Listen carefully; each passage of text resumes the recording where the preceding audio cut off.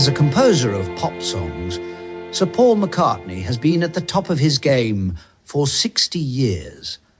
Most of the Beatles' tracks are credited to the Lennon-McCartney duo. Yet, McCartney's influence on the music of the most successful pop group of the 1960s is evident. McCartney was the creator of the subtle harmonic shifts that gave depth to seemingly simple melodies. The Beatles officially made their records as a collective, but anyone listening to Yesterday, written mainly by McCartney, will hear no other Beatles singing or playing alongside the composer's voice and guitar. The recognizable melody is enriched with a string arrangement.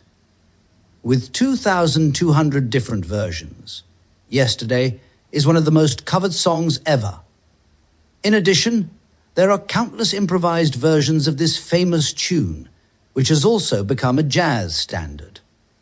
On Eleanor Rigby, McCartney went even further. A choir and a classical string ensemble accompanied his solo voice. The Beatles were pioneers in many ways. With every record they made, they broke new ground musically. Most of their experiments took place in the studio. In the second half of the 1960s, the group preferred to retreat into that privacy. Other Beatles songs in which McCartney played an important role include Michelle, Let It Be, and I Love Her, among many others. McCartney's music is not just about the lyrics, but his counter-melodies also have an independent function. Thanks to instrumental performances by Brad Mehldau and Robin Nolan, among others, and I Love Her has been given a new lease of life. In 1991, McCartney was commissioned to compose a work to mark the 150th anniversary of the Royal Liverpool Philharmonic Orchestra. This Liverpool oratorio was performed by the orchestra, the Liverpool Cathedral Choir, and soloist Kiri Tekanawa. Opinions about McCartney's classical piece were divided.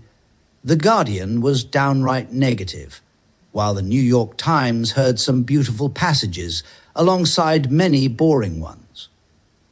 The recording did reach number 1 in the classical top 10, however.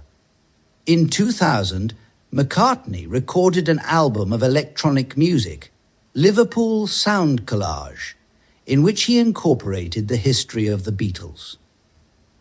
When the then Prince Charles made him an honorary member of the Royal College of Music, McCartney responded, "Not bad for someone who can't read music."